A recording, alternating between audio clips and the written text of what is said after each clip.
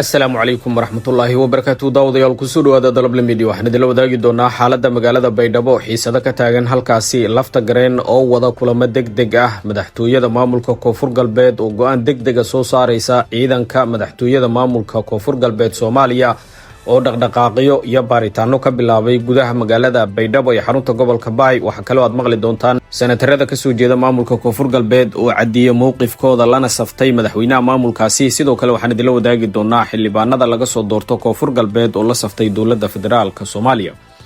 soo dhawaada haddii aad inagu cusub tahay channelka subscribe inoo saar muuqaalkiina la garay asxaabtaada la wadaag aragtidaada inoogu soo gudbi qaybta faallada. mahadsanidin.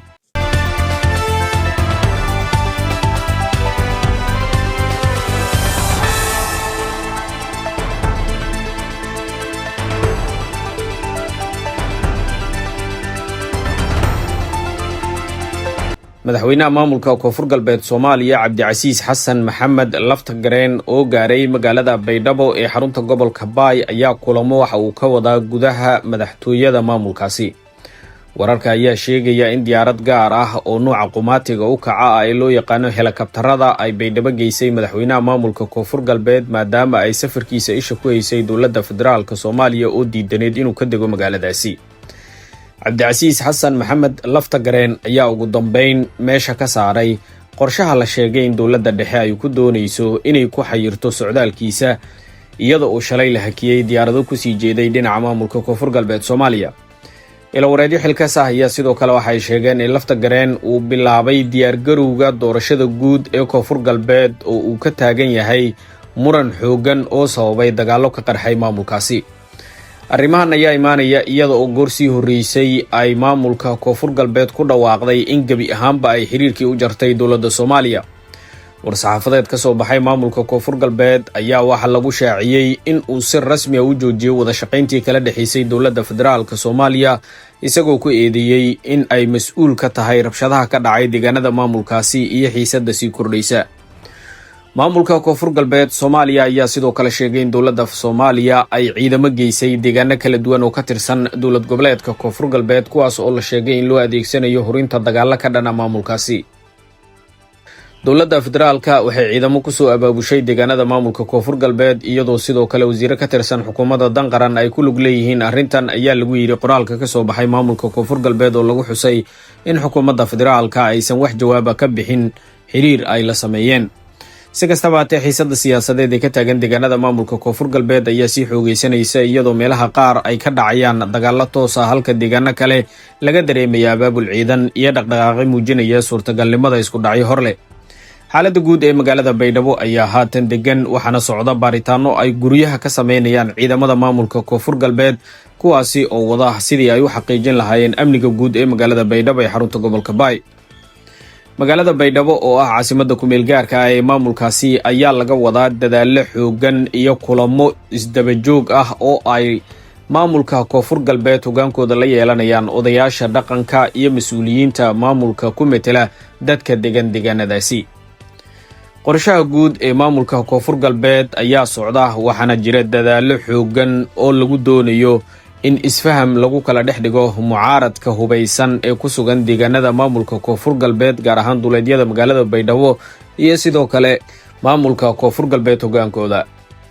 si kastaba haatee dadaalada socda iyo xaaladda guud ee magaalada Baydhabo iyo deegaanada kale ee ku xeeran iyo waxyaabihii ku soo kordha halkan ayaan sidoo kale ku wada falanqayn doonaa insha Allah. dowladda federaalka Soomaaliyana waxa ay bayaan ka kooban 4 qodob ka soo saartay xaaladda maamulka Koonfur Galbeed Soomaaliya. wasiirka wasaaradda arrimaha gudaha iyo federaalka ee dowladda Soomaaliya ayaa shaaciyay in si degdeg ah ay uga howlgalayso xalinta khilaafka ka taagan deegaanada maamulka Koonfur Galbeed iyadoo cambaaraysay go'aanka ka soo baxay maamulkaasi. bayaan ayaa lagu sheegay in dowladda aysan marnaba qayb ka ahayn xasilooni darrada ka abuurantay qaar ka mid ah deegaanada maamulka Koonfur Galbeed waxayna si degdeg ah uga howlgalaysaa joojinta colaadaha iyo sidoo kale in wixii khilaafaad ah lagu xalliyo wadahadal si loo ilaaliyo guulihii laga gaaray la dagaalanka kooxaha nabadiidka ah.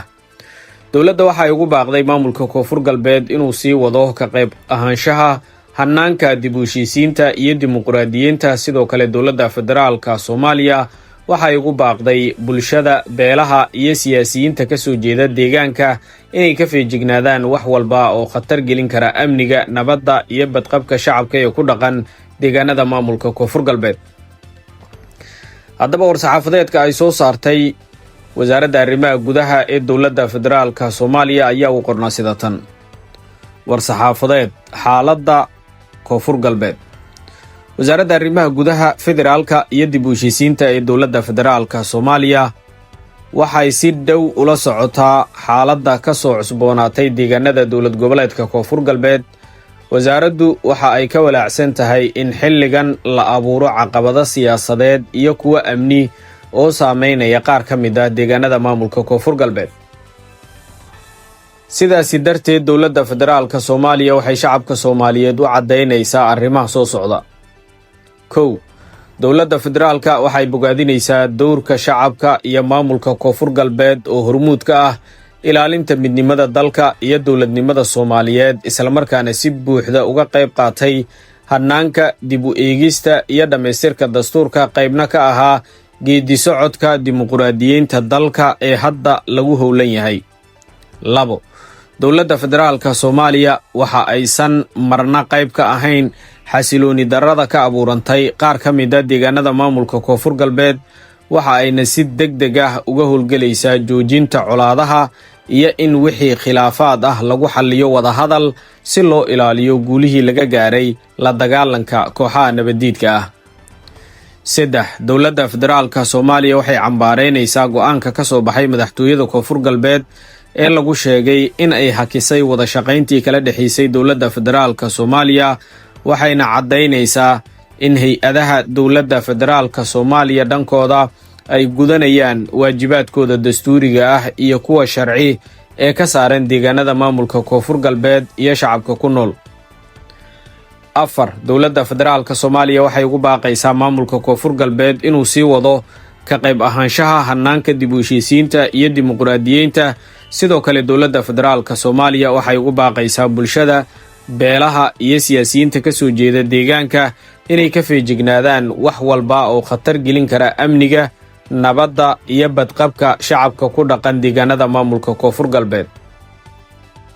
guud ahaan saaxiibayaal, warbixinteena inta ayaan kusoo koobaynaa. waxaan idinka codsanaynaa haddii aad inagu cusub tahay inaad janaalka subscribe inoo saarto, muuqaalkii noo like garayso, asxaabtaada la wadaagto, aragtidaadana aad inoogu soo gudbisa qaybta faallada. mahadsanidin.